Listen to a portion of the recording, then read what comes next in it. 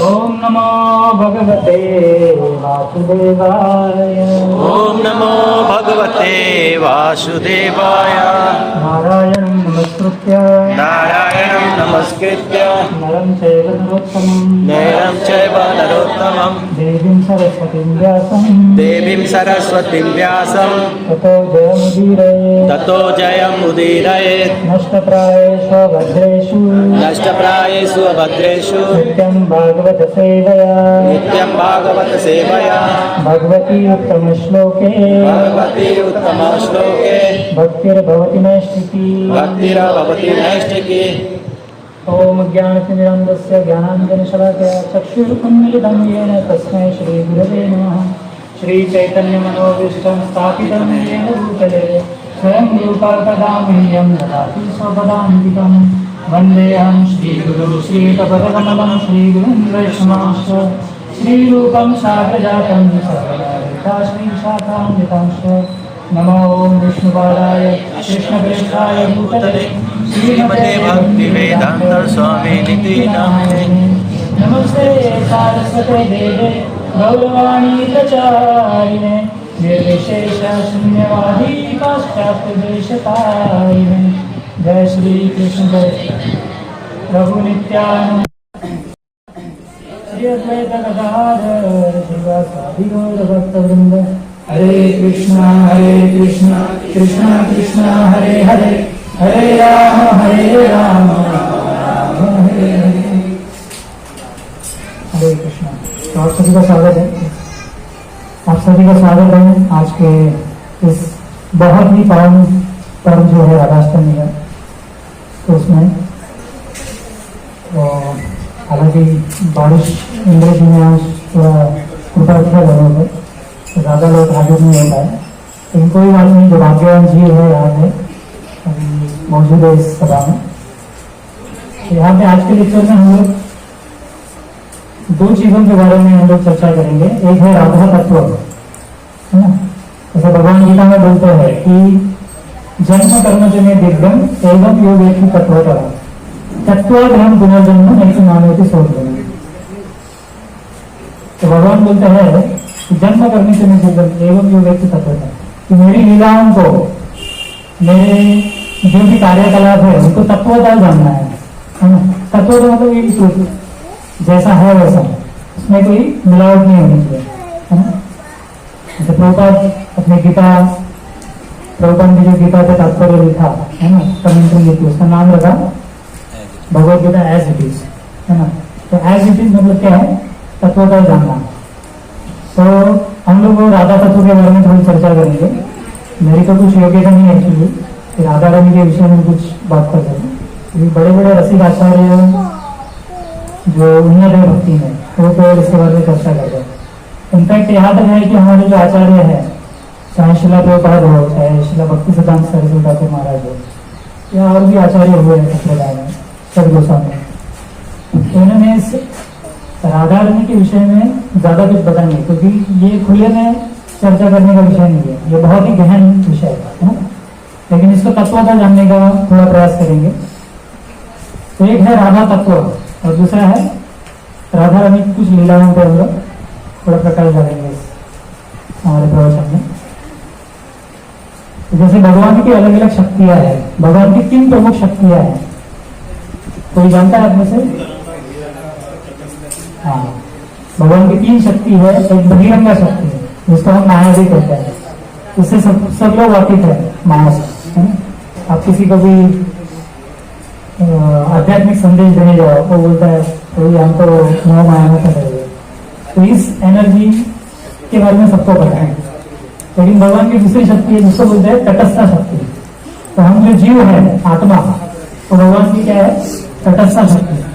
मतलब कभी कभी हम माया में रहते हैं, कभी कभी थोड़ा भगवान के प्रति भाव हो, है ना? इच्छा होती है मंदिर में जाए, थोड़ा कीर्तन करे, कीर्तन सुने, थोड़ा बैठे आए, दर्शन ले। तो ये होता है भगवान की अंतरंग शक्ति, जो तीसरी शक्ति है। तो ऐसी 3 शक्तियों से भगवान संचालन करते हैं, भौतिक और आध्यात्मिक दोनों जगतों का। तो ये जो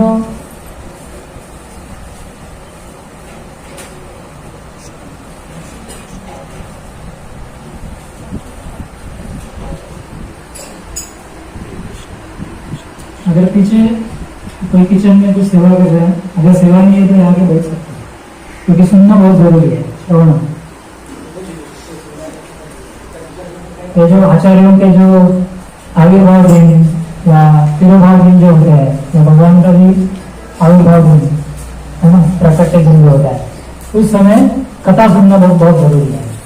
चाहे आपकी कितनी भी सेवाएं हो, लेकिन आपको समय निकाल के कथा सुननी जरूरी है। क्योंकि हमारी भक्ति जो है सेंटिमेंटल नहीं होनी चाहिए, है ना, तत्व पे आधारित है।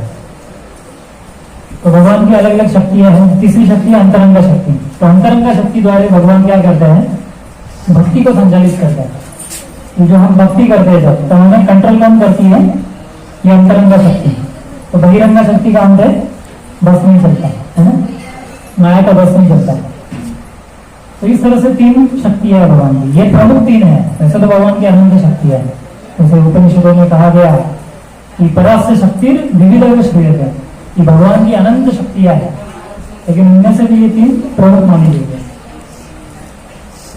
तो हालांकि इसमें एडवांस विषय भी है थोड़ा, उस पर जाएंगे नहीं हम लोग यहाँ पे। तो भगवान की ये जो शक्ति है अंतरंग शक्ति, इसमें भी 3 विभाग आता है। जैसे एक बोलते हैं संदीनी शक्ति। संदीनी शक्ति मतलब जो पूरा आध्यात्मिक जगत है और ये भौतिक जगत है, उसका जो अस्तित्व है उसको बनाए रखती है। कौन सी शक्ति? संदीनी। दूसरी है साम्वित शक्ति। साम्वित शक्ति क्या करती है? तो जैसे हम जानते हैं हमारे शरीर के बारे में कुछ हमें पता है ना, क्या क्या हो रहा है अंदर, सब नहीं पता, लेकिन भगवान को हर अणु में क्या क्या हो रहा है वो उनको पता है। ऑल कॉग्निजेंट बोलते हैं उनको, है ना। तो भगवान सब कुछ जानते हैं कि सृष्टि में क्या हो रहा है इस शक्ति से, जिसको बोलते हैं साम्वित शक्ति। और तीसरी है हलादिनी शक्ति। हलादिनी मतलब जैसे हम बोलते हैं ना, नमस्ते नरसिंहाय प्रहलाद आह्लाददायिनी, मतलब नरसिंह भगवान जो प्रहलाद महाराज जो परम भक्त है उनको आह्लाद देता है। आह्लाद मतलब आनंद। तो ये जो राधा रानी जो है ये भगवान की हलादिनी शक्ति है, मतलब उनको आनंद देने की ये शक्ति है। भगवान को आनंद देती है और भक्तों को भी आनंद देती है जब हम भक्ति करते हैं। तो जैसे बोला गया है कि राधा और कृष्ण ये ऐसा नहीं है कि ये दो व्यक्ति हैं। राधा कृष्ण एक आत्मा दुई देह धरे, अन्योन्य विलासे रस आस्वादन करे। चैतन्य चरितमृत में बताया गया है कि राधा कृष्ण एक आत्मा, राधा और कृष्ण एक आत्मा है। क्या है? राधा कृष्ण एक आत्मा दुई देह धरे, मतलब 2 शरीर उन्होंने 2 शरीरों में विस्तार किया अपने आप को। क्यों? तो बोला अन्योन्य विलास है, मतलब एक दूसरे को आनंद देने के लिए, है ना। और ये भौतिक आनंद नहीं है, ये स्पिरिचुअल आध्यात्मिक आनंद है। अन्योन्य विलास से रस आस्वादन करे, और रस का आस्वादन करने के लिए कृष्ण ही खुद को क्या करते हैं? विस्तार करते हैं खुद में और राधा रानी में, है ना। और यही कृष्ण और राधा रानी विस्तारित हुए थे, ये वापस एक साथ आ गए मिलके। किनके रूप में? श्रीमद चैतन्य महाप्रभु के रूप में, है ना। तो चैतन्य महाप्रभु कौन है? तो ये राधा और कृष्ण का कॉम्बिनेशन है, मिलाप वापस। तो कृष्ण की कृष्ण का शरीर है उनका, लेकिन जो कांति है, कांति मतलब शरीर का ये जो रंग है ये, और उनका जो भाव है कृष्ण के प्रति, ये किसका है? राधा रानी का है। तो जैसे हम मंत्र में बोलते हैं राधा रानी का जो प्रणाम मंत्र है, क्या मंत्र है प्रणाम मंत्र? हाँ, तप्त कांचन गौरांगी, तप्त कांचन मतलब तपा हुआ सोना, पिघला हुआ सोना। तो राधा रानी का जो कांति है कैसा है? पिघले हुए सोने की तरह। पिघला हुआ जो सोना होता है, जैसे सोने को खान से निकालते हैं तो उसको तपाया जाता है, उसको पिघलाया जाता है हाई टेम्परेचर में, है ना। और जब वो पिघल जाता है तो सब इम्प्योरिटीज उसमें जो होती है, जो भी है, पत्थर है, मिट्टी है, और भी कुछ केमिकल्स है, सब कुछ मेल्ट हो जाता है ना, और आपको रियल सोना मिलता है। तो राधा रानी पूरी तरह से शुद्ध है ना? भगवान की विशुद्ध सत्व में। तो ये है तप्त कांचन गौरांगी। तो राधा रानी को गौरांगी भी बोलते हैं क्योंकि इनका रंग कैसा है? गौर रंग है, गौर, है ना, पिघले हुए सोने जैसा। जैसे वैष्णव संप्रदाय में आप देखने जाओगे अलग अलग विभाग है उसमें। जैसे एक होता है वैष्णव। वैष्णव मतलब अगर संस्कृत में इसका मीनिंग लिखा जाए तो वैष्णव मतलब विष्णु भक्त। फिर दूसरे होते हैं कार्ष्णयास बोलते हैं, मतलब जो कृष्ण के भक्त है, उनको टेक्निकल नाम है कार्ष्णयास, है ना। फिर जैसे गणपति जी के भक्त थे उनको गणपत्यास बोला जाता है। शिवा, लॉर्ड शिवा के जो भक्त है उनको शैवाइट बोलते हैं। तो वैष्णव संप्रदाय में वैष्णव होते हैं, कार्ष्णेय होते हैं, और एक होते हैं, कौन होते हैं? जो राधा रानी के भक्त है, उनको क्या बोलते हैं? हम कौन है? कौन से? हाँ, कोई बोला यार, हाँ गौड़िया। हमको गौड़ी बोला जाता है। गौड़ी शब्द कहाँ से है? गौरी। राधा जी का एक नाम है गौरी। जैसे अभी गणेश जी आए हैं तो गौरी आज पूजन होता है आज के दिन। गौरी मतलब कौन है? पार्वती माता। लेकिन जो मूल गौरी है वो कौन है? राधा रानी, है ना। तो ये क्योंकि हम गौरी के भक्त है इसलिए हम कौन है? गौड़ियास, है ना।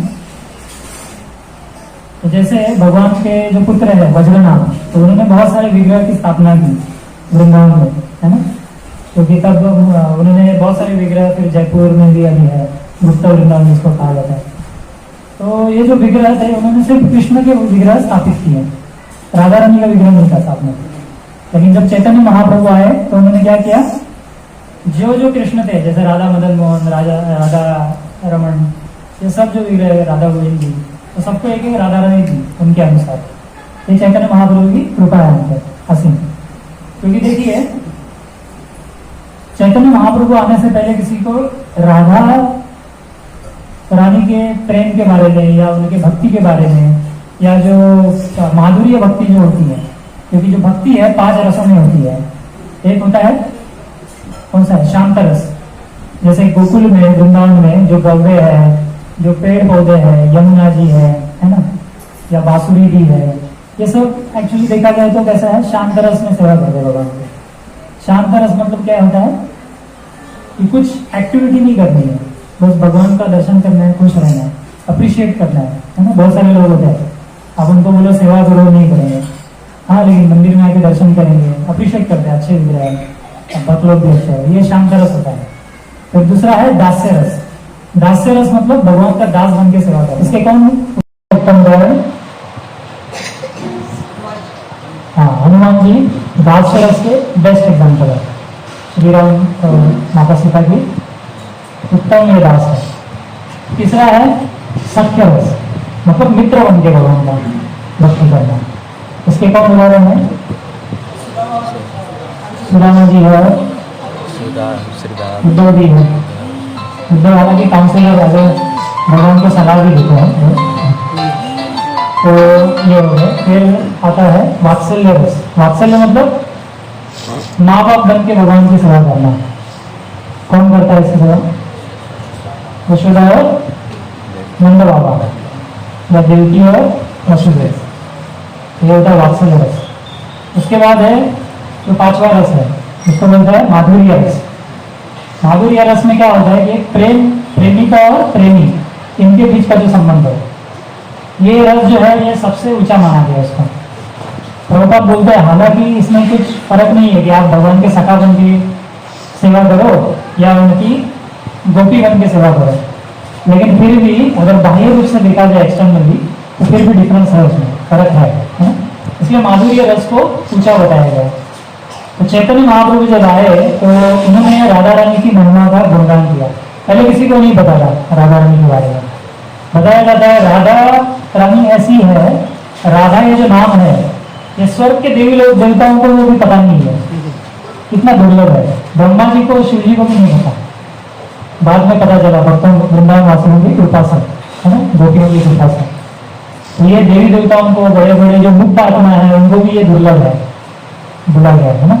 प्रबोधानंद सरस्वती जो हमारे संप्रदाय में आचार्य है बड़े, जिन्होंने वृंदावन महिमामृत करके एक ग्रंथ लिखा है और बहुत सारे लिखे हैं।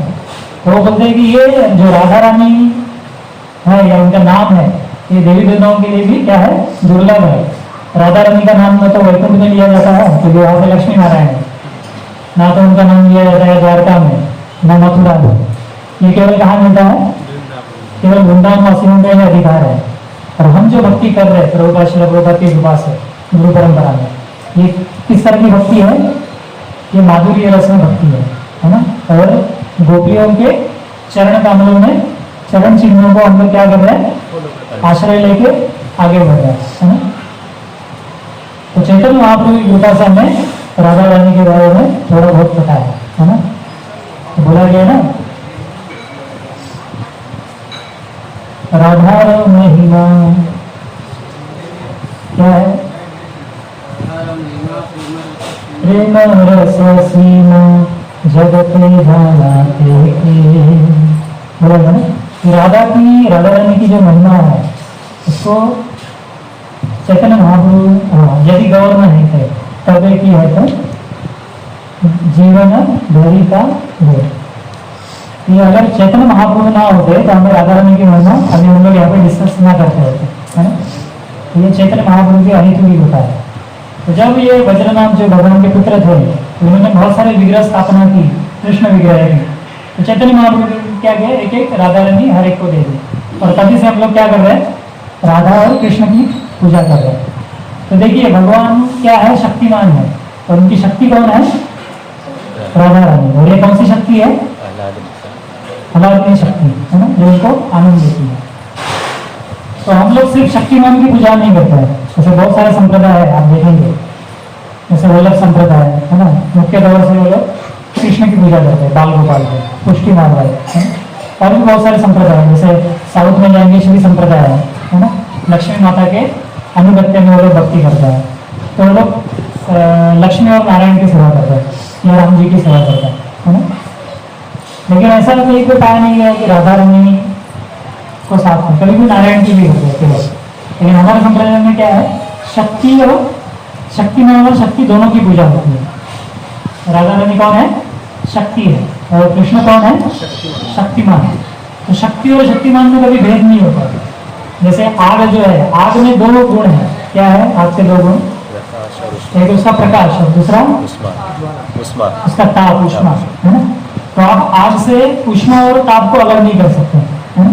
या फूल है, फूल का जो सुगंध है उसको फूल से आप जुड़ा नहीं कर सकते, मतलब उसको फूल का वैल्यू नहीं है कुछ, है ना। तो वैसे ही शक्ति और शक्तिमान हमेशा साथ रहते हैं। हमेशा हमें लगेगा कि राधा रानी दो अलग अलग शरीर है, लेकिन ये अलग नहीं है।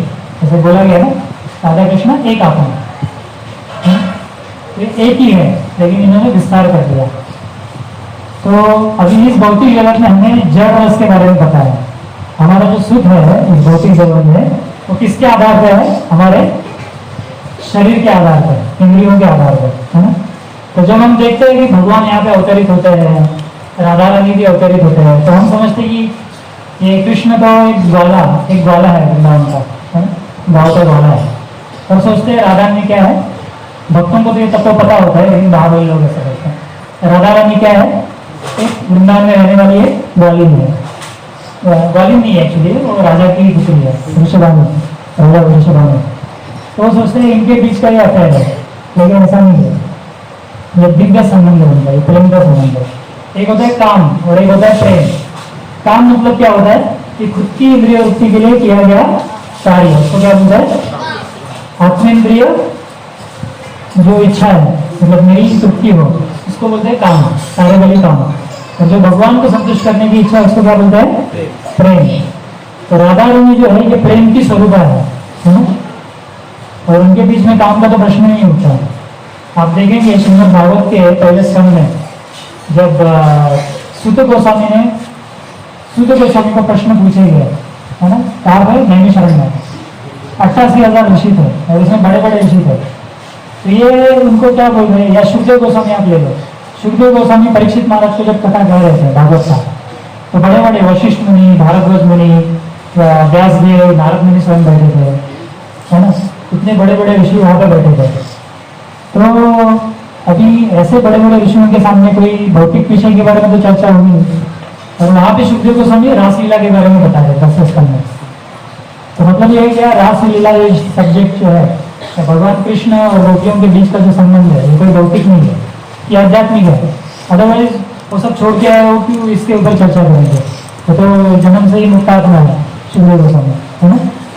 तो इससे हमें पता पड़ता है कि ये भौतिक विषय नहीं है, राधा और कृष्ण के बीच का संबंध है ना। तो इसको समझने के लिए पहले तो हमारा हृदय शुद्ध होना पड़ेगा, इसलिए आचार्य में बताते वैष्णव सॉन्ग में, रघुनाथ दास गोस्वामी का आई थिंक वो सॉन्ग है कि विषय छाड़िया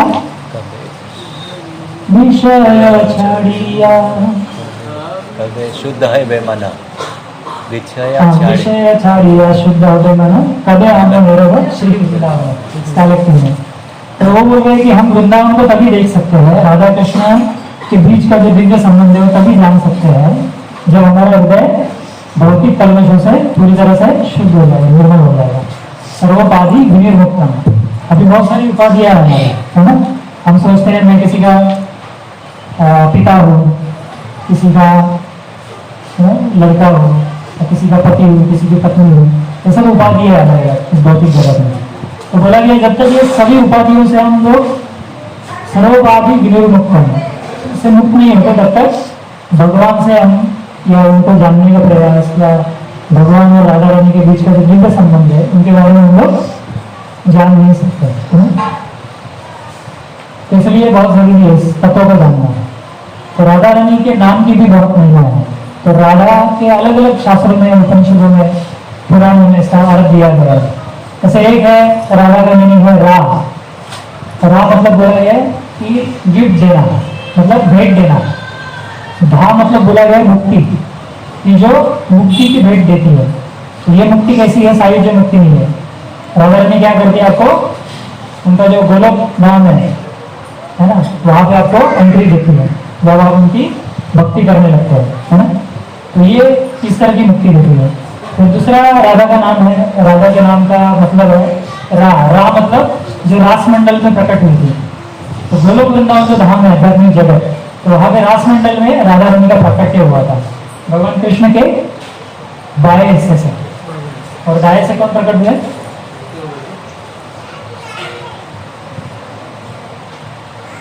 ये भगवान के परम भक्त है। एक स्वयं भगवान है लेकिन सेवक भगवान बोलते हैं। कौन है, बलराम जी, है ना, माता जी ने बताया बलराम जी। एक इस हिस्से से कौन प्रकट हुई, राधा रानी, और दूसरे से बलराम जी। और ये उत्तम सेवा के उत्तम उदाहरण है ना। तो कभी भी हम शुद्ध भक्त के जब तक संगति में नहीं आते हैं, श्लोक रोज तो तब तक हमें भक्ति प्राप्त नहीं होती है ना। तो जैसे भागवतम में बोला गया है कि राजा रघुगण इनको जब जड़ भरत उपदेश दे रहे थे तो उन्होंने एक सुंदर श्लोक कहा। क्या बोलते हो,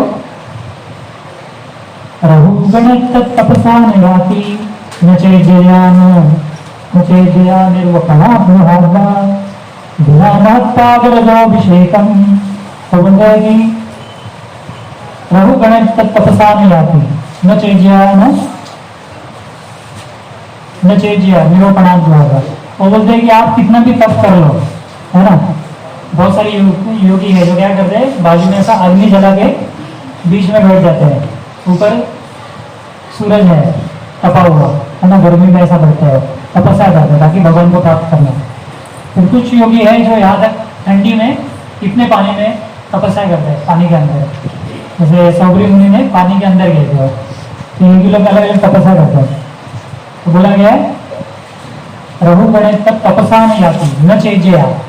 इज्या मतलब पूजा करना, न पूजा करने से, पूजा पाठ करने से या कर्मकांड को फॉलो करने से। निरूपणात् गृहाद्वा या निरूपणात् मतलब जिसने संन्यास ले लिया, इससे भी नहीं। गृहाद्वा, गृहाद्वा मतलब जो गृहस्थ बना है तो भी नहीं। तो बोला गया आप ना तो तपस्या से भगवान को प्राप्त कर सकते हो, ना सन्यासी बन के, बहुत सारे सन्यासी हम देखते हैं बाहर, ना गृहस्थ बन के। तो बोलते हैं फिर कैसे होगा हम लोग उद्धार? तो बोलते हैं बिना महत्पाद रजोभिषेकम। महत मतलब जो भगवान के शुद्ध भक्त है उनको महत्व बोला जाता है। महत्पाद मतलब उनके चरणों का रजो अभिषेकम, रजो मतलब धूली, चरण रज बोलते हैं ना। तो शुद्ध भक्त के चरण की धूली जब तक हम अपने सिर पे धारण नहीं करते तब तक क्या होता है, भगवान की भक्ति हमें प्राप्त नहीं होती है। और भगवान की सबसे शुद्ध भक्त कौन है? जिनका आज बर्थडे है, राधारानी से बड़ा कोई भक्त हो सकता है। जैसे एक ग्रंथ है बृहद भागवतामृत, तो उसमें सनातन गोस्वामी जी ने, जो हमारे शब्द गोस्वामी में से एक है, उन्होंने ग्रंथ लिखा कि भागवत के जो सारांश है या उसका जो सार है वो प्रस्तुत किया गया इस बुक में। तो नारद मुनि एक बार उनको इच्छा हुई कि चलो ढूंढते हैं। अभी नारद मुनि स्वयं बड़े बहुत भक्त है, लेकिन वो ढूंढ रहे हैं कि चलो ढूंढते हैं भगवान का सबसे बड़ा भक्त कौन है। तो नारद मुनि निकल पड़े। पहले नारद मुनि गए इंद्र के पास, तो बोले इंद्र, देवराज इंद्र, आपको तो भगवान ने बहुत बड़ा डिपार्टमेंट दिया है, पूरे ब्रह्मांड में बारिश करने का आपका डिपार्टमेंट है, और भगवान ने आपको ये बहुत बड़ा डेजिग्नेशन पोजीशन दे दिया, अब बहुत बड़े भक्त हो। इंद्र को बोला। तो इंद्र बोलता है नहीं ऐसा नहीं है, क्योंकि मैंने तो भगवान के प्रति अपराध किया। जब वृंदावन वासियों ने इंद्र यज्ञ नहीं किया तो मैंने क्या किया, पानी से पूरा जो वृंदावन था वो भर दिया, गौओं को कष्ट दिया, भगवान की जो भक्त है गोपियों को, वृंदावन वासियों को बहुत कष्ट दिया, तो मैं भला कैसे बड़ा भक्त हो सकता हूँ। तो फिर वो बोले नहीं आप जाओ, आप एक काम करो, आप ब्रह्मा जी के पास जाओ, वो बहुत बड़े भक्त भगवान के, उनको तो भगवान ने सृष्टि का भाग दिया है, सृष्टि निर्माण का। तो ये बहुत बड़ा पोजीशन है, क्योंकि भगवान के बाद जो पहले जीव है कौन है, ब्रह्मा जी, सबसे इंटेलिजेंट भगवान के बाद। तो उनके पास गए ब्रह्मा जी के पास नारद जी, तो उनका गुणगान करने लगे कि ब्रह्मा जी आप बहुत बड़े भक्त हो भगवान के, आपको सृष्टि का पूरा भगवान ने भार आपको सौंप दिया, आपसे बड़ा भक्त कौन हो सकता है। ब्रह्मा जी प्रार्थना भी बोलते हैं बहुत सुंदर प्रार्थना। तो ब्रह्मा जी बोलते हैं नहीं ऐसा नहीं है, मैंने भी भगवान के प्रति अपराध किया। जब ब्रह्म विमोचन लीला हुई थी तो भगवान के बछड़ों को मैं चुरा के ले गया, है ना, बछड़े और ग्वाल वालों को चुरा के ले गया।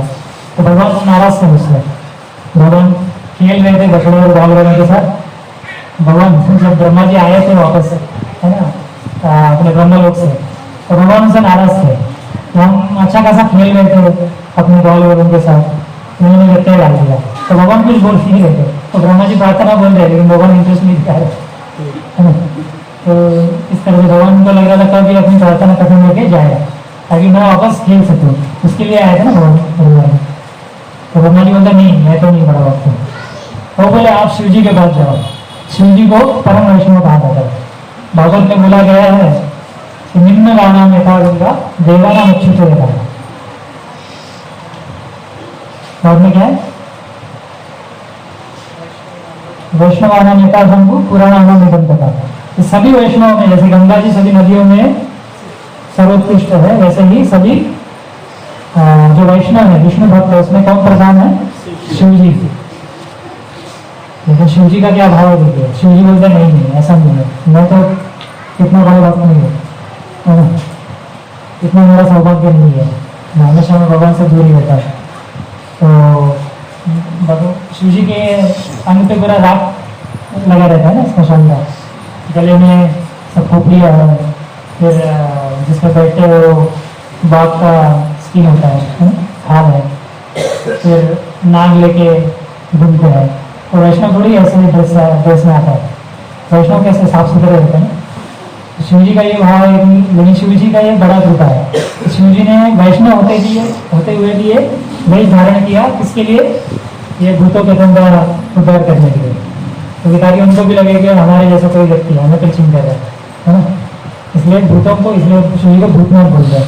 तो भूतों का भी उन्होंने जिम्मा उठा दिया, इनका भी मैं उद्धार कर दूंगा, तो इसलिए वो वैसे रहते हैं। तो बोले मैं तो बड़ा भक्त नहीं हूँ, आप एक काम करो, आप धरती पे जाओ, मर्त्यलोक में जाओ, वहाँ पे कौन है, प्रहलाद महाराज है। तो बहुत बड़े बड़े भगवान के भक्त है, सदैव भगवान के नाम में रहते है ना। भगवान उनकी वाणी सच करने के लिए प्रकट हुए नरसिंह भगवान। तो आप उनके पास जाओ। तो जब आए वो प्रहलाद महाराज के पास, और प्रहलाद महाराज किससे शिष्य है, नारद मुनि के। तो वो बोले अरे मुझे तो पता ही नहीं था, मेरा शिष्य सबसे बड़ा भक्त है, इतना घूम के आया, अपने शिष्य के पास आया। तो प्रहलाद महाराज को बोले आपसे बड़ा भक्त तो कौन हो सकता है ना, आपके लिए भगवान प्रकट हुए, आपने प्रकट करा दिया भगवान को सबके लिए। तो प्रहलाद महाराज का भी यही भाव है। प्रहलाद महाराज बोलते हैं मैं तो बड़ा भक्त नहीं हूँ, मैं तो असुर कुल में जन्मा हूँ, है ना। भारत में पहले अपने प्रार्थना में बोलते प्रहलाद महाराज, मैं कैसा हूँ, असुर कुल में मैंने जन्म लिया है ना, मेरी तो कुछ योग्यता नहीं थी, मैं आपको कुछ प्रार्थना है प्रस्तुत कर सकूँ। तो उन्हें परम भक्त है, दैत्य कुल में जन्म है लेकिन परम भक्त है भगवान के। देवी देवताओं के भी ऊपर का स्थान है इनका, ब्रह्मा जी के भी ऊपर का स्थान, शिव जी के भी ऊपर का स्थान है। तीनों बोले नहीं नहीं मैं तो बड़ा भक्त नहीं हूँ, आप एक काम करिए, आप इसके बाद जाइए पांडवों के बाद जाइए। पांडव ऐसे है भगवान के भक्त जिनके साथ भगवान हमेशा रहते हैं। तो भगवान हस्तिनापुर गए थे, है ना, जब एपिसोड हुआ था तो पांडवों को जलाने की कोशिश की गई लक्षागढ़ में। तो जब भगवान गए हस्तिनापुर में, तो पांडवों ने कहा भगवान आप आए हो, युधिष्ठिर महाराज बोले और आप रह लो कुछ दिन, 6 महीना कुछ रुके भगवान। तो बोलते आप और 6 महीना रह लो। तो भगवान कुछ हाँ ना, भगवान ने ना नहीं बोला, हाँ बोलिए ठीक है। तो बोले आप क्यों जा रहे हो 6 महीने के बाद, और कुछ दिन रहो, भगवान और कुछ। तो भगवान उनके आदेशों का पालन करते हैं पांडव, है ना, हमेशा उनके साथ। भगवान जब पांडव अपने रथ पे चढ़ा करते थे, क्षत्रिय है ना, तो भगवान उनको हेल्प करते थे। जैसे कोई ड्राइवर होता है ना, खोल के डोर खोल के रहता कार का, शॉपर बोल के मालिक को बोलते आप चाहिए, फिर दरवाजा बंद कर दिया, वैसे भगवान कर रहे थे। फिर जो पांडवों के घोड़े थे उनको भगवान रोज साफ करते थे, है ना। तो इस तरह से भगवान ने अपने भक्तों की सेवा की। लेकिन पांडवों का भाव क्या है, नहीं मैं भी बड़ा भक्त नहीं हूँ, मुझसे हमसे बड़े तो उद्धव जी है जो भगवान के साथ हमेशा रहते हैं। भगवान को काउंसलिंग करता है, मतलब भगवान को उपदेश देता है। तो भगवान तो सर्व ज्ञाता है ना। भगवान बोलते हैं वेदांत समतीतानि वर्तमानानि चार्जुन भविष्याणि च भूतानि माम तु वेद न कश्चन। भगवान बोलते हैं मैं भूत को जानता हूँ, मतलब भूतकाल को जानता हूँ, वर्तमान को जानता हूँ, भविष्य को भी जानता हूँ, और मुझसे लेकिन कोई मुझे नहीं जानता, है ना। तो ऐसे भगवान बोल रहे हैं कि ऐसे भगवान को क्या है, उद्धव जी उपदेश दे रहे हैं, उनको गाइड कर रहे हैं कि आप ऐसा करो, और भगवान सलाह लेने थे उनसे। जैसे आई थिंक जब राष्ट्रीय यज्ञ हुआ तो भगवान उद्धव जी ने उनको उपदेश दिया कि ये इस तरह से करना चाहिए, है ना। तो भगवान भी उनसे उपदेश लेता है, हालांकि भगवान पूर्ण रूप से सब कुछ जानता है। तो इस तरह से फिर वो भी बोलते हैं कि नहीं, उद्धव जी बोलते हैं मैं भी बड़ा भक्त नहीं हूँ, क्योंकि भगवान कृष्ण ने मुझे भेजा था ट्रेनिंग के लिए। कहाँ पे, भक्ति में ट्रेनिंग के लिए। अभी तो बड़े भक्त है लेकिन इनको ट्रेनिंग किया है भगवत को। तो बोलते नहीं नहीं मैं तो बृहस्पति का शिष्य हूँ, है ना, और भगवान का भक्त भी हूँ छोटा मोटा। लेकिन ये गोपियाँ जो है, तो भगवान ने मुझे वृंदावन भेजा, तो मैंने देखा कि गोपियों का भाव तो और मतलब उनके सामने तो मेरी भक्ति की फीकी पड़ गई।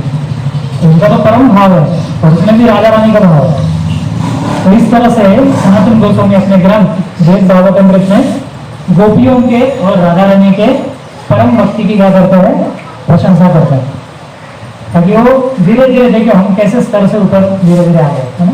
फाइनली कहाँ तक आकर रुके, गोपियाँ और राधा रानी। जैसे भगवान की कितनी गोपियाँ हैं, अनगिनत है। जैसे राधा रानी को जो हेल्प करती है ना अपनी लीलाओं में, उनकी संख्या 630 मिलियन। 630 मिलियन कितना होगा, पूरा 80 मिलियन। इतनी गोपियाँ हैं जो राधा रानी को सहायता करती है लीलाओं में। और भगवान की भी अनगिनत गोपियाँ है, बलराम जी की अलग से गोपियाँ। तो इन सभी गोपियों में गोपियों को परम भक्त माना गया है ना। बोला गया रम्म काचिद उपासना ब्रजवती वर्गे ने या कल्पिता। श्री श्रीमन महाप्रभु बोलते हैं कि गोपियों की जो भक्ति है वो परम है, और ऐसी गोपियां तो अनगिनत है। और उन अनगिनत गोपियों में भी एक तरफ है भगवान की 16,108 रानी है द्वारका में। तो अभी एक ये 16,108 में भी जो 108 है वो प्रधान है, वो मुख्य है। इन 108 में भी जो 8 है, इन 108 में कौन कौन आता है? इसमें एक नाम है रुक्मिणी माता का, सत्यभामा का, है ना, ऐसी है। तो उसमें भी जो परम है रुक्मिणी को मेन माना गया, प्रमुख माना गया। अभी बची 108 में से फाइनल जो 8 है, ये 8 कौन है? जो अष्ट सखी है, जो राधा रानी के साथ हमेशा रहती है, उनके ग्रुप में। हाँ, ललिता, उषा का आदि बहुत सारी है। तो ये 8 सखियों में सबसे प्रधान है राधा रानी।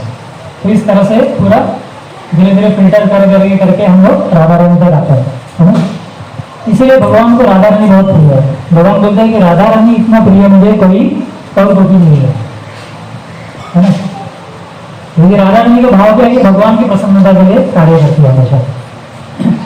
तो जैसे भगवान जब गोलोक से यहाँ आने वाले थे, एक कथा आती है कि भगवान जब यहाँ पे चैतन्य महाप्रभु के रूप में आने वाले थे, है ना, तो भगवान ने इच्छा प्रकट की गोलोक में राधा रानी से कि आपका जो मेरे प्रति जो प्रेम है इसको मैं समझ नहीं पा रहा, तो कृपया करके मुझे क्या करो, आप अपना जो प्रेम है मेरे प्रति उसको मुझे दे दो, वो भेंट कर दो मुझे। तो राधा रानी थोड़ी देर चुप रहे, फिर बोली कि आप उसको सहन नहीं कर पाओगे, जो उसके जो तीव्रता है ना, उसका जो वेग है, तीव्रता, उसको आप सहन नहीं कर पाओगे। भगवान को बोल रही है राधा रानी, है? तो बाकी सखियाँ भी बोल रही है, ललिता, उषा का आदि। जब राधा रानी आपसे विरह की भावना में होती है तो उनका जो शरीर है इतना पक्का है, तो बोलती हमें चंदन का लेप लगाना पड़ता है। और वो चंदन का लेप जो है ना, वो सूख के ना, जैसे पत्ते होते हैं ना, सूखे पत्ते, वैसे सूखा पत्ते जैसे बन के झड़ जाता है। इतना उनका शरीर के अंदर वो ताप होता है विरह का। और वो बोलते हैं कभी कभी तो हम इनको शैया पे सुला देते हैं कमल के पंखुड़ों पे, लेकिन इनके शरीर का ताप ही इतना है टेम्परेचर की वो पंखुड़ियाँ भी पूरा जल कर भस्म हो जाता है, इतना इनका ताप है। तो ऐसे ताप को आप सहन नहीं कर पाओगे, कृष्ण को बोलता है इनके जो अष्ट सखी है। लेकिन राधा रानी बोलती है कोई बात नहीं, आपकी इच्छा है तो जरूर पूरी होगी। तो राधा रानी बोलती है मैं आपको ये अपनी जो कांति है तप्त कांचन है, गौरंगी जो कांति है गौरवर्ण, वो मैं आपको दे दूंगी ताकि आपको कष्ट नहीं होगा, है ना। तो तभी श्रीमती राधा रानी की कांति लेके गौरव महाप्रभु यहाँ पे प्रकट होते हैं। और महाप्रभु कभी कभी इतना उछलते थे कीर्तन में, उछल के गिरते थे नीचे। सच्ची माता को टेंशन आता था उनकी माँ को, यशोदा मैया, कि मेरे बेटा मतलब इतना उदंड कीर्तन करता है और गिरता है तो उनको कष्ट होता है, इसकी हड्डी उड्डी मारती है। हालांकि भगवान है लेकिन वो वात्सल्य प्रेम है, क्योंकि लेकिन महाप्रभु को कुछ ज्यादा होता नहीं था, क्योंकि तब तक कांचन गौरांगी उनकी कांति एक है। राधा रानी बोली थी ये कांति आपकी रक्षण करेगी, है ना, उस पर उनको विश्वास है। तो इस तरह से हम देखते हैं कि राधा जो तत्व है उसको पहले हमें समझना जरूरी है। तो बहुत सारे जो लोग हैं सहज जो होते हैं, मतलब जो भक्ति को सहज लेते हैं, वो क्या करते हैं, राधा रानी को एक साधारण स्त्री समझते हैं, है ना। ये ऐसी भूल हमें कभी नहीं करनी चाहिए। तो शिला प्रभुपाद अपने लेक्चर में बोलते हैं, राधाष्टमी में शिला प्रभुपाद ने लेक्चर दिया था कि हमें अगर कृष्ण के पास जाना है, शक्तिमान के पास जाना है, तो हमें शक्ति का आश्रय लेना पड़ेगा, है ना। तो प्रभुपाद बोलते हैं कि राधा रानी कृपया करके हमें आपकी कृपा दो, हमें हमारी जो सिफारिश है वो कृष्ण के पास करो, क्योंकि राधा रानी जब तक आपकी सिफारिश नहीं करती कृष्ण के पास तब तक भक्ति माधुर्य भक्ति का भी आपको प्राप्त होने का प्रश्न नहीं है। और राधा रानी इतनी दयालु है कि राधा रानी जब देखती कोई भक्त प्रयास कर रहा है भक्ति में, तो कृष्ण को बोलती है कि कृष्ण ये भक्त जो है ये मुझसे भी बड़ा भक्त है। हालांकि राधा रानी स्वयं बहुत बड़ी भक्त है, सबसे उच्च भक्त है, लेकिन वो बोलती है जो भक्त है भक्ति कर रहा है बहुत अच्छा कर रहा है, तो शायद मुझसे भी अच्छा है, तो आप इसको अपना लो। तो राधा रानी ने एक बार बोल दिया और कृष्ण को ना बोल ही नहीं सकते, तुरंत उसको स्वीकार कर दिया कृष्ण। इसीलिए हमारे जो परंपरा है इसमें हम लोग जोड़िया कौन है, राधा रानी के भक्त है। जैसे शिला प्रभुपाद जब छोटे बच्चे थे तो उनके घर में बहुत सारे साधु संत आते थे। और उनके जो पिताजी थे बहुत मोहन थे, तो उनकी बहुत सुंदर तरीके से उनकी सेवा करते थे, उनको सब प्रसाद देते थे, उनको जो भी चाहिए वस्तु है ना दान। तो गौर मंडे उनके जो पिताजी थे शिला प्रभुपाद के, तो हमेशा साधु संतों की सेवा करने के बाद साधु संत जाते होते थे, तो उनको बोलते थे आप इनको आशीर्वाद दो मेरे पुत्र को, किसको? अभय को। शिला प्रभुपाद का नाम क्या था बचपन? अभय। इस अभय को एक आशीर्वाद दो आप कि ये बड़ा होकर राधा रानी का शुद्ध भक्त बने। फिर बाद में हमने देखा वो भक्त सिर्फ खुद नहीं बने, बाकी लोगों को भी बना रहे। तो ये हमारे संप्रदाय में है, हमारे खून में है राधा रानी की भक्ति। शिला प्रभुपाद की पीछे भी जाएंगे ना, जैसे हमारे प्रयोजन आचार्य कौन है? एक होता है संबंध, एक होता है अभिधेय और एक है प्रयोजन। संबंध मतलब भगवान कृष्ण के साथ हमारा और राधा रानी के साथ हमारा क्या संबंध है, इसके बारे में जानना। प्रयोजन मतलब क्या है? सॉरी, अभिधेय मतलब क्या है कि प्रोसेस, मतलब क्या करना है उसके लिए क्या है? नवदा भक्ति है। और नवदा भक्ति में क्या इंपॉर्टेंट है? तारा मध्य सर्वश्रेष्ठ नाम संकीर्तन बोला है चैतन्य महाप्रभु के नवविधा भक्ति में भी जो 5 सबसे 64 अंग है ना भक्ति के, उसमें 5 सबसे कौन से इंपॉर्टेंट है? एक है मथुरा वास, मथुरा में रहना है ना, मथुरा में खास करके कार्तिक में रहना बहुत शुभ है। बोला गया है वो व्यक्ति कृष्ण प्रेम 100% प्राप्त करेगा। मथुरा वास। फिर है श्रीमद् भागवत का श्रवण करना, फिर है जप करना, चौथा क्या है? डीटी वर्षिप, विग्रह की सेवा। और नहीं वो उसमें आ गया कौन सा? अभी भूल रहा नहीं, वो तो हो गया चैंटिंग। नहीं वो श्रवण हो गया, श्रीमद् भागवत का श्रवण।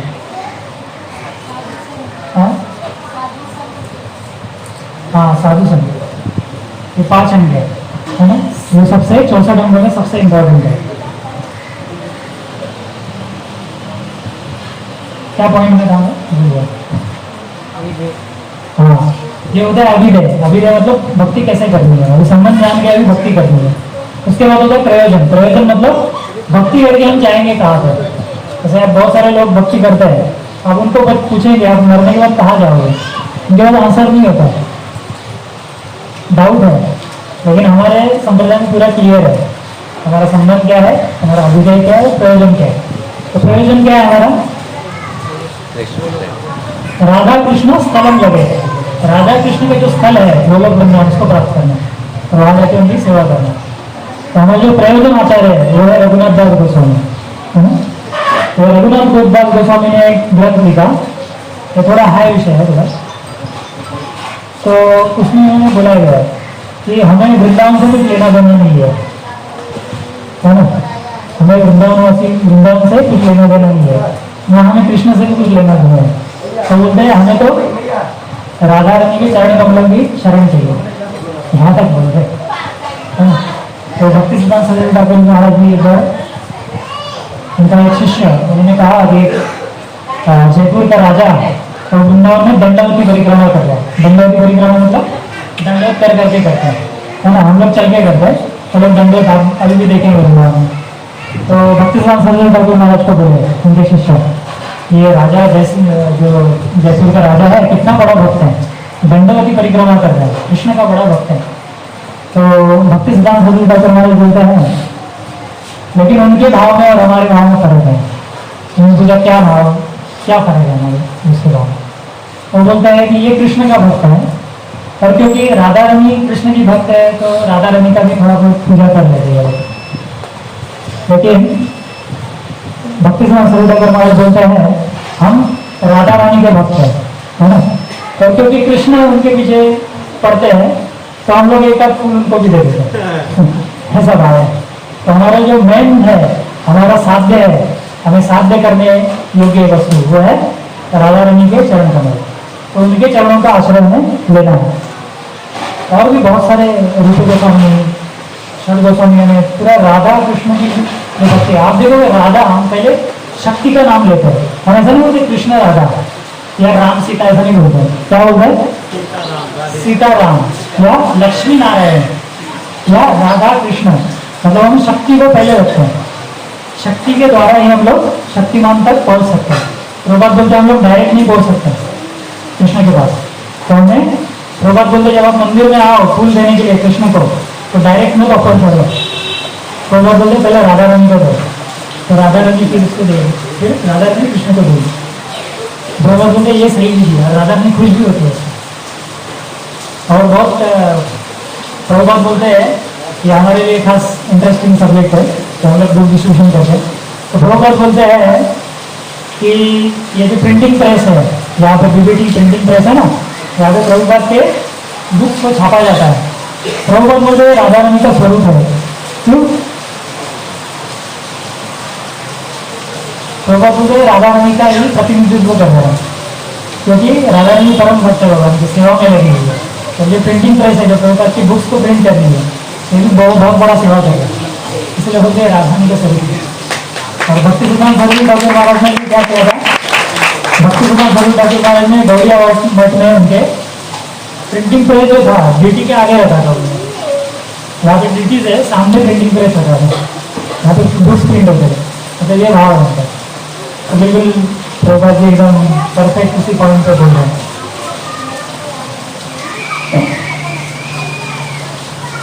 तो इस तरह से देखते हैं कि और राधा रानी के बहुत अद्भुत गुण हैं। तो उनके टोटल गुण है 25 गुण है उनके पास, जो अद्भुत गुण है। जैसे उनकी लज्जा एक गुण है उनका। राधा रानी बहुत अच्छा गाती है, फिर अच्छा ड्रेसिंग करने में माहिर है राधा रानी, है ना। तो राधा रानी ब्लू कलर का ड्रेस उनको पसंद है, क्योंकि जब ब्लू देखती है वो क्या होता है, उनको कृष्ण की याद आती है।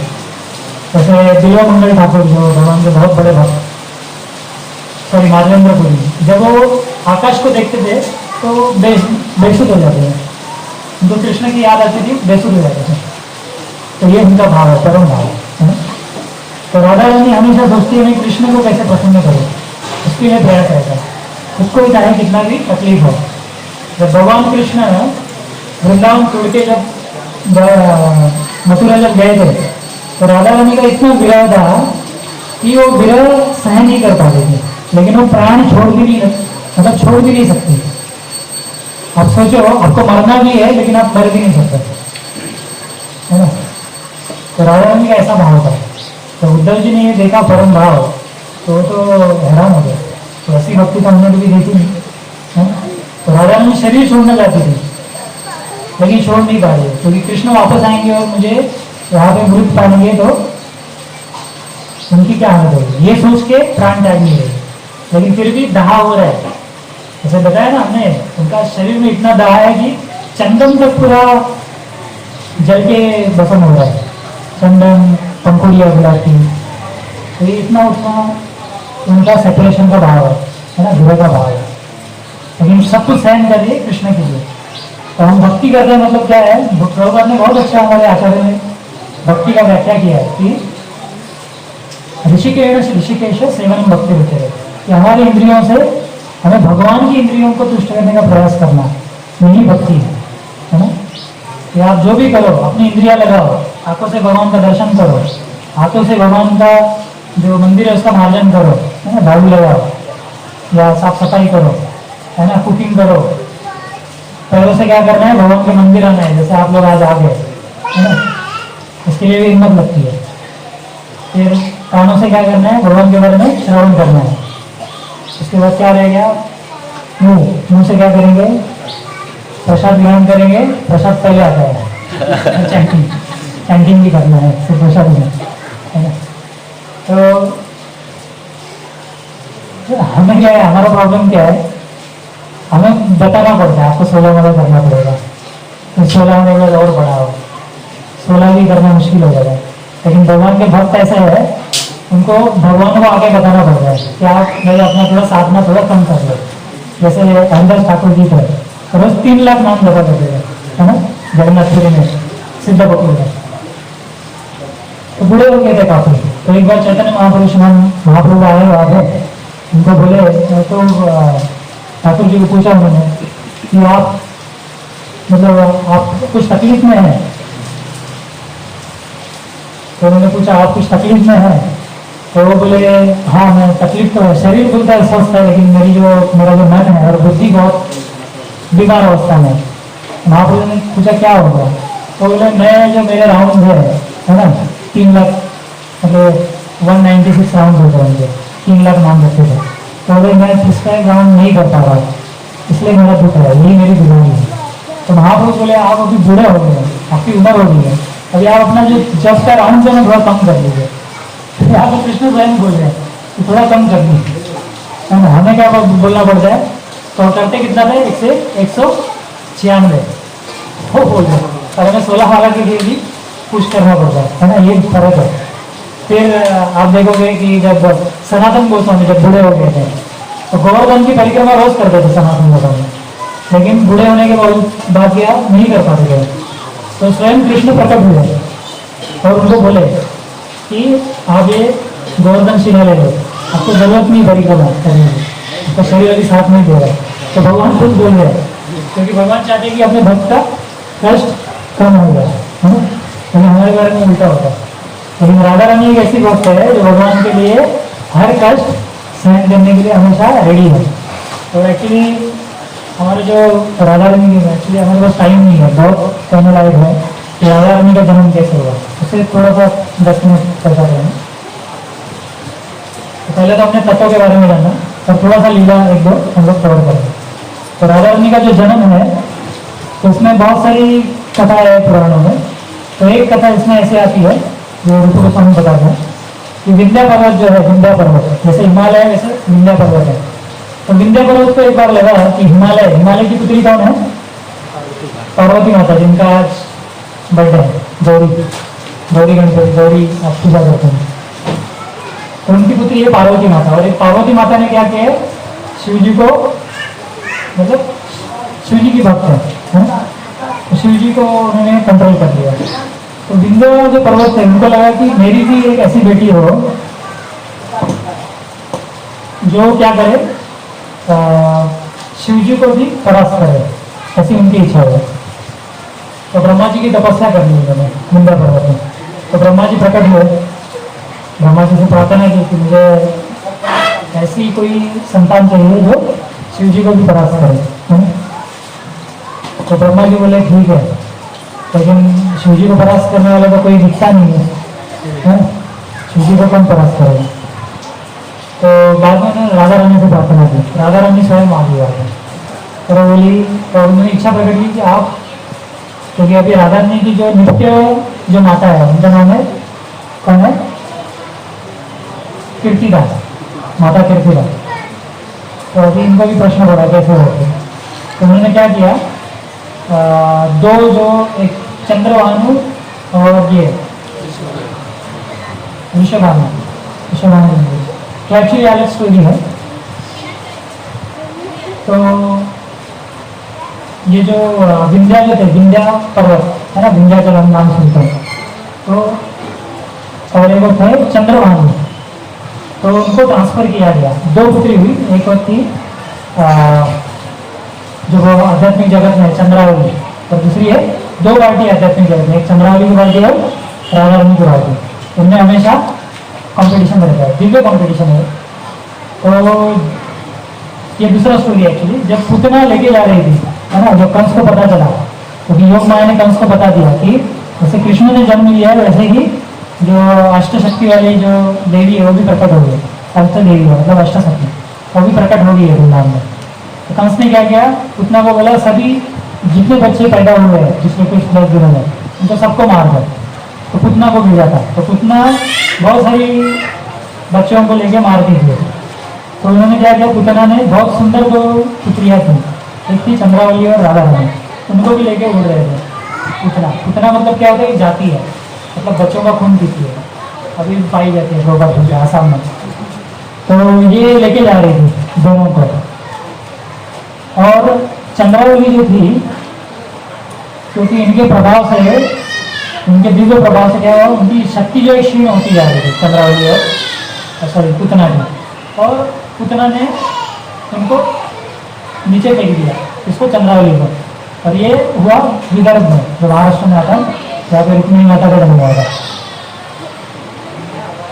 तो वहाँ पे वो गिर गई और बाद में पूछना, लेकिन राधा रानी को लेके जा रहे थे और बाद में जाते जाते जाते वृंदावन आ गया, तो पूरी तरह से घुटना कमजोर पड़ गई वहाँ पर। और ये वृंदावन का बड़ा महत्व है ना, वहाँ पे असुर शक्तियों का काम नहीं करता, तो वहाँ पर राधा रानी नीचे गिर गई। और बाद में तो जो विश्वभानु थे, है ना, तो विश्वभानु इनको तो पुत्री प्राप्त हुई, कौन सी राधा रानी। और बाद में इन्हें घर पर लाया माता कीर्तिदा, और इनके बाद में इनको पाला पोसा है और इस तरह से वो बड़ी हो गई। और बाद में इनकी बहुत बड़ी लीला है। जैसे राधा रानी जब जन्मी थी आँखें अपनी खोल नहीं रही, क्योंकि आचार्य बताते हैं कि गोलोक वृंदावन में कृष्ण और राधा प्रकट होने से पहले राधा रानी कृष्ण से कहती है कि मैं धरती लोक में जरूर आऊँगी, लेकिन मैं तब तक आंखें नहीं खोलूंगी जब तक कृष्ण मेरे सामने नहीं आएंगे। मैं कोई और चीज़ इस संसार में नहीं देखना चाहती, पहले मैं कृष्ण का दर्शन करूँगी। हमारा उल्टा है।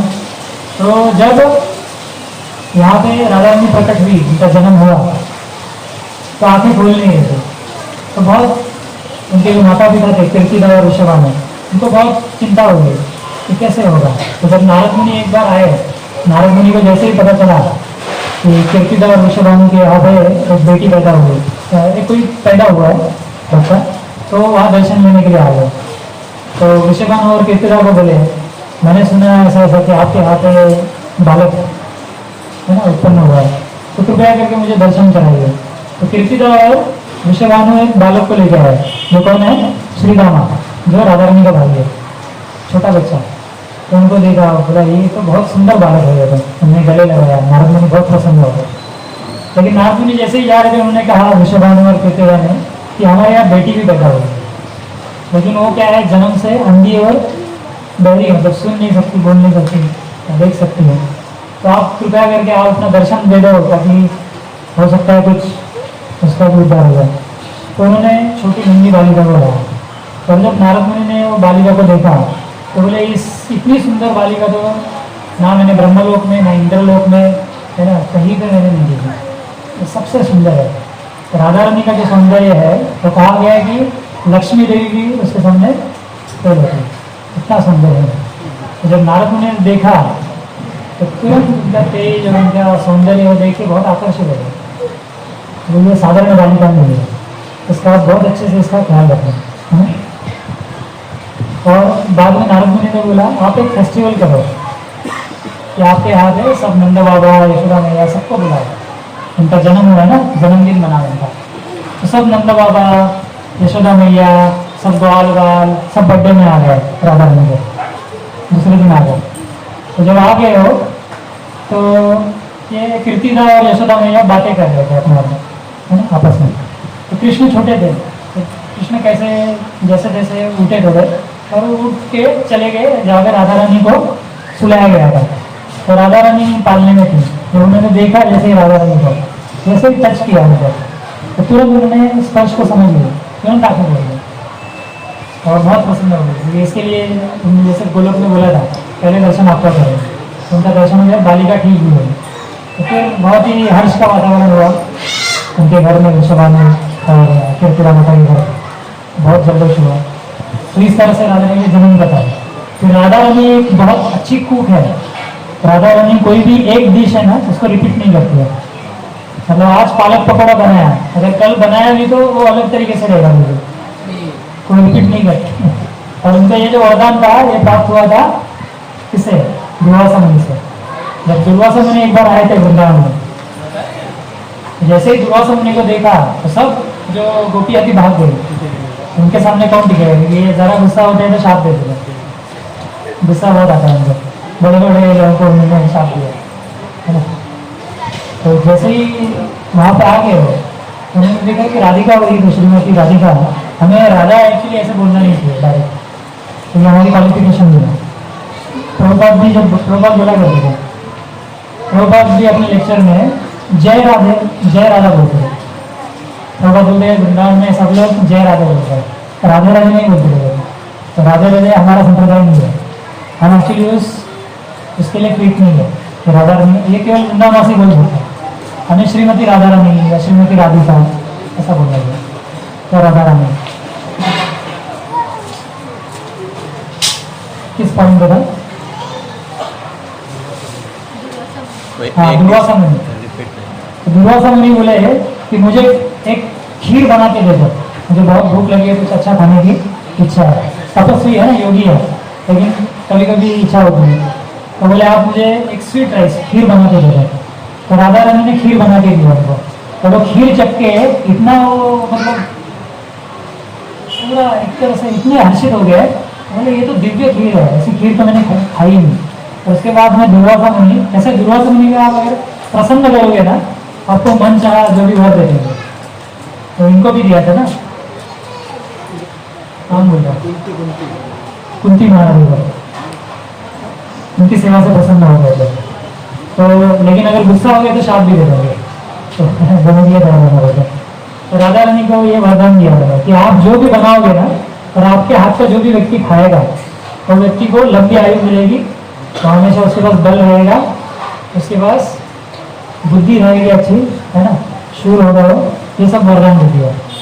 तो जब यशोदा मैया को पता चला कि राधा रानी को ऐसा वरदान प्राप्त हुआ है दुर्वासा मुनि से, तो यशोदा मैया राधा रानी को बोली कि आप रोज हमारे घर आके कुकिंग करो। तो राधा रानी रोज कहाँ से, अपना बरसाने से, जहाँ पे जन्म हुआ था वहाँ से वृंदावन आती थी। कितना डिस्टेंस है, लेकिन वो दिव्य धाम है।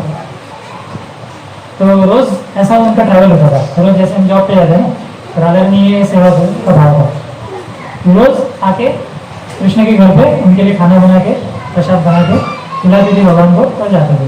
तो इसीलिए हम देखते हैं कृष्ण के पास कितना बल है ना? क्या क्या हमें कर देता है, ये उसका राज ही है। तो ये उनका वरदान प्राप्त है ना? और बाद में राधा रानी की दया के ऊपर एक बहुत अच्छा लीला है। जब राधा रानी राधा कुंड से एक बार होके जा रहे थे, राधा कुंड मतलब जिसमें राधा रानी ने स्नान किया, तो भगवान बोलते हैं कि राधा कुंड मुझे अपने प्राणों से भी प्रिय है। राधा रानी से रिलेटेड जो भी चीजें हैं भगवान को बहुत प्रिय है। जब भगवान कृष्ण का नाम लेते हो तो राधा रानी प्रसन्न होती है, और जब राधा रानी का नाम लेते हो तो कृष्ण प्रसन्न होता है। तो ये हमेशा ये ऐसा संबंध है, ऐसी प्रकृति है ना। तो एक बार क्या हुआ, एक सियार बोलते हैं जैकल को, जैकल मतलब सियार है। तो एक बार एक वृंदावन में एक सियार की फीमेल सियार था। तो राधा ने देखा कि बच्चे जो कृष्ण वृंदावन में, वो क्या कर रहे थे, उसको लकड़ी लेके पीछे बढ़ गए। तो वो एक हवल में घुस गया था उनमें। और बाद में लड़कों ने क्या किया, कुछ लकड़ियाँ रख के उसको आग जलाई, और अंदर जल रहा था उसमें। तो राधा रानी सूर्य देव की पूजा करने जा रही थी ताकि कृष्ण मिले इसके लिए। तो उन्होंने देखा कि सियार बहुत दुख झेल रहा है ना। तो बोली मेरे कुंड में ऐसा कैसे हो सकता है कि कोई प्राणी इतना दुख झेल रहा है। तो तुरंत गोपियों को बोली वो उसको लेके आओ सियार को। तो सियार को लाया उन्होंने, और राधा रानी ने उनके जो उनका फर था उनके शरीर पे ऐसा हाथ किया, और वो पूरा शीतल हो गया, और उसको परम गति प्राप्त हुई सियार में। तो इस तरह से राधा रानी का दिव्य भाव है, बहुत दया है। मतलब कृष्ण का जो दया भाव है उसका स्वरूप है राधा रानी, है ना। इसलिए हमें राधा रानी के थ्रू जाना है, हमें प्रसन्न करना है पहले राधा रानी को, ताकि कृष्ण मिले, है ना, तभी कुछ चांस है। और भी राधा रानी की बहुत सारे अलग अलग लीला है ना। बाद में जब राधा रानी की शादी भी होती है ना, ये कोई भौतिक ये नहीं विषय नहीं है। तो जब शादी भी हुई यावत में, तो यावत से भी राधा रानी आती थी वृंदावन में भगवान के लिए प्रसाद। यशोदा मैया ने उनको रिक्वेस्ट किया कि आप आओ कृष्ण के लिए बनाओ, कृष्ण स्वस्थ है, उसके लिए राधा रानी वहाँ से भी आती है प्रसाद। इस तरह से अनगिनत चीज़ें हैं राधा रानी के विषय में जो कहा है। और बहुत भगवान पसंद होते हैं जब हमें श्रीमती राधा रानी का नाम लेते हैं। रा बोलते हैं तो कृष्ण बहुत प्रसन्न होता है, और इसमें रा बोला। और धा बोलते हैं तो धा मतलब धावन की, संस्कृत में धावन की मतलब दौड़ना। तो कृष्ण आपके पीछे पीछे दौड़ने चला आता है, वो राधा रानी का नाम लेते हैं। तो इतना ये पवित्र नाम है और हमें ये शिला प्रभुपाद की कृपा से हमें प्राप्त हुआ है। अदरवाइज ये तो देवी देवता ब्रह्मा जी शिव जी इनके लिए भी दुर्लभ है, लेकिन प्रभुपाद ने हमारे लिए सुलभ कर दिया। तो हम लोग एक भजन गाएंगे वैष्णव गीत, उसके बाद हम लोग समाप्त करेंगे।